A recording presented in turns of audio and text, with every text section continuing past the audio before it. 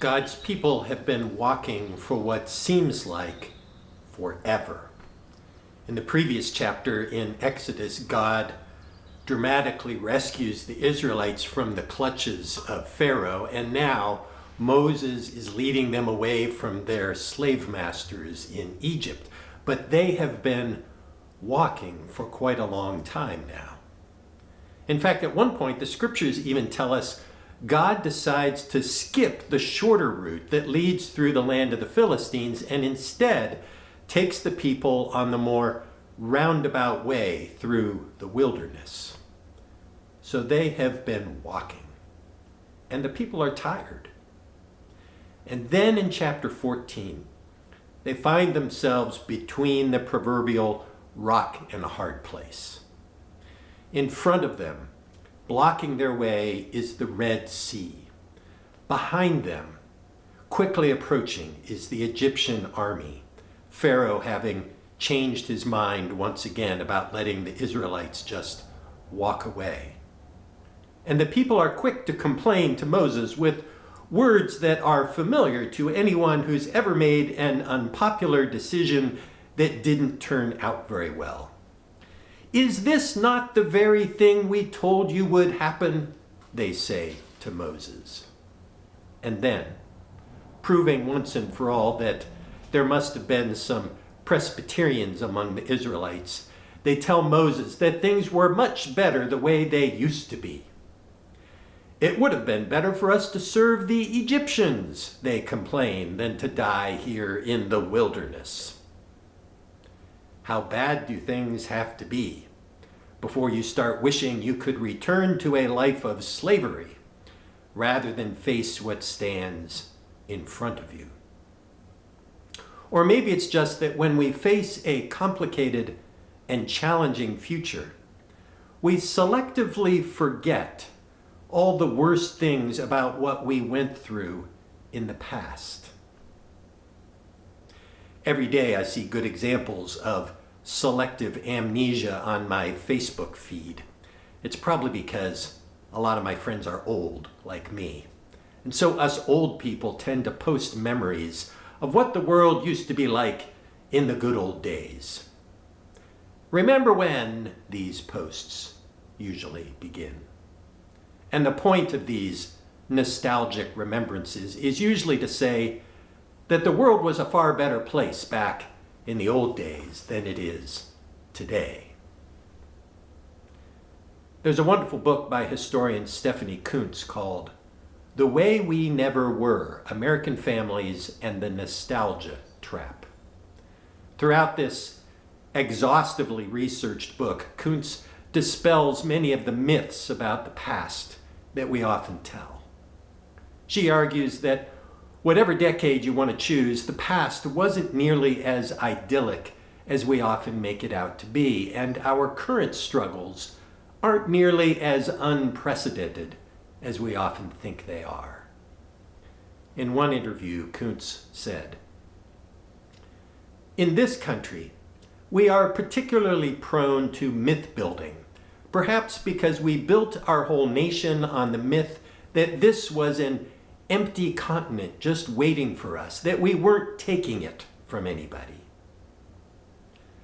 Like the Israelites before us, we are prone to looking nostalgically on a past that never quite existed, at least in the way we often describe it.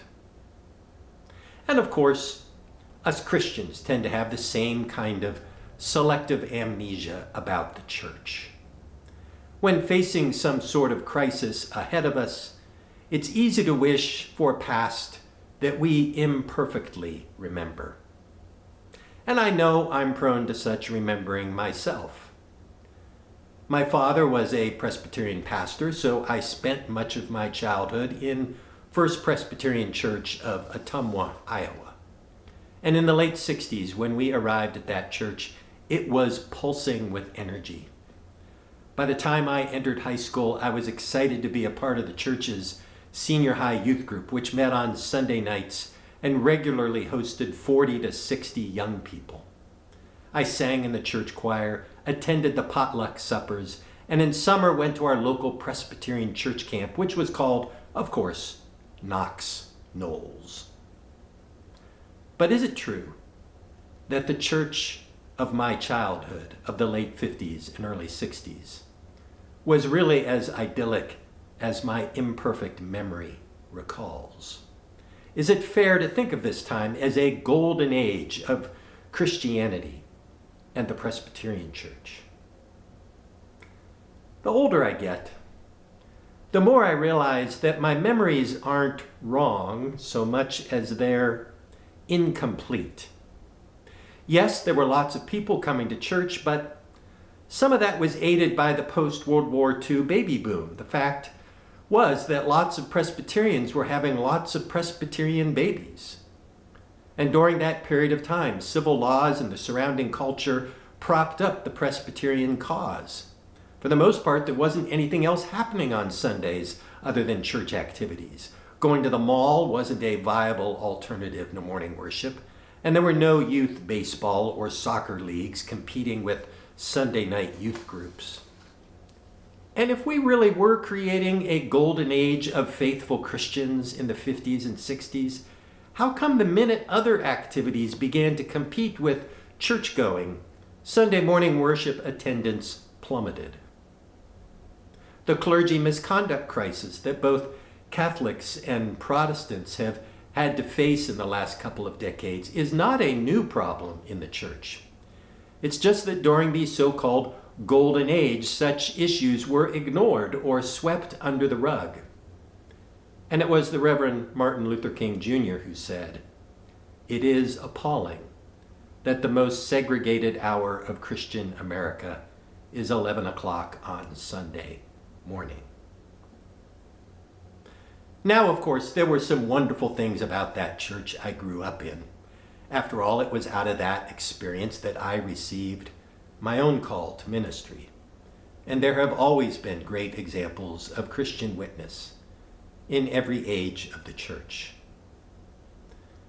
But we have to think carefully about whether or not it represents a church to which, in every aspect, we want to return. Like the Israelites before us, we're facing a challenge. We're no longer marching inexorably towards the promised land. In front of us lies a barrier every bit as daunting as the impenetrable Red Sea. Across the country, church membership is shrinking. Our once glorious buildings are now aging and expensive to fix. Our resources are few, and the majority of our members are, like me, getting old. It's tempting to remember the golden age of our childhood and think we can just turn around and go back there. But when we look behind us, we see the chariots of the Egyptian army bearing down on us, and we know there is no going back. And of course, the struggles of our congregations are just a microcosm of the larger struggles we face as a presbytery and a denomination. It can sometimes feel every bit as if behind us we are pursued by an overwhelming force that seeks to destroy us, and ahead of us lies an impassable barrier. Perhaps we even want to shout at God like the Israelites, "What have you done to us?" All of these challenges make it interesting to notice what Moses says to God's people in the moment of crisis. "Do not be afraid. Stand firm. The Lord will fight for you, and you have only to keep still." You have only to keep still. This is how we know that Moses wasn't a Presbyterian.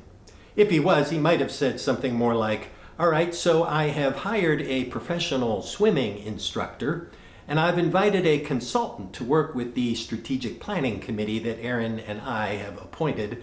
And at next week's potluck dinner, I expect every one of you to volunteer for one of our action teams." We are, to a great extent, people of action. We might get tired of committee meetings, but we like having a clearly designed plan of action. Give a group of Presbyterians a specific job to do, and we are pretty good at getting it done. But faced with a crisis, Moses says, "Do not be afraid. Stand firm. The Lord will fight for you, and you have only to keep still." That Hebrew word for keep still means more literally, be silent. Eugene Peterson's Message version translates it as, God will fight the battle for you, and you keep your mouths shut.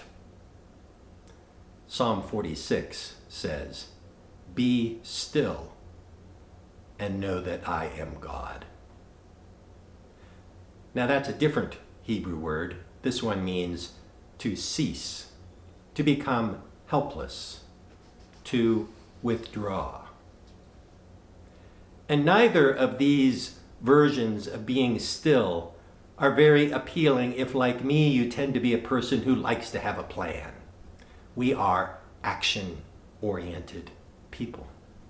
Being still is not always our strong suit. And yet, throughout the Bible, God's people are often told to do nothing. The great leaders of the Bible are a far cry from the kind of superheroes we see in movies these days. Rather than being able to run faster than a speeding bullet or leap tall buildings in a single bound, the biblical characters are more likely to be instructed by God to get out of the way and allow God to do God's thing. Have you ever noticed that most of the traditional Christian spiritual practices are exercises in doing nothing? Fasting is not eating. Prayer, when practiced for more than just a couple of minutes, consists mostly of not talking. Sabbath keeping is not working. In fact, the word Sabbath means to rest. Martin Luther wrote, "The Sabbath commandment intends that we not only cease from our labor and trade, but much more that we let God alone work in us, and that we do nothing of our own with all our powers." Now, for sure, there are times for us to act. Jesus doesn't hesitate to tell us a number of things we should be doing. But in moments of great chaos and transition, we dare not neglect setting aside plenty of time for doing nothing, so that, as Luther says, God alone can work in us. Being still gives us a more proper perspective on our own ability to accomplish things. It keeps us humble. It reminds us we cannot accomplish what God alone can do. The great Christian contemplative Thomas Merton once wrote, "Nothing is more difficult than to sit still and rest, doing nothing at all. The very act of resting is the hardest and most courageous act we can perform." As you look out on whatever impossible barrier lies in front of you, and backwards at a past to which you cannot return, take time to be still and let God be at work in you.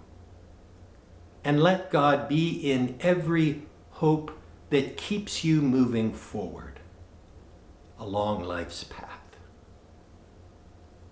Amen.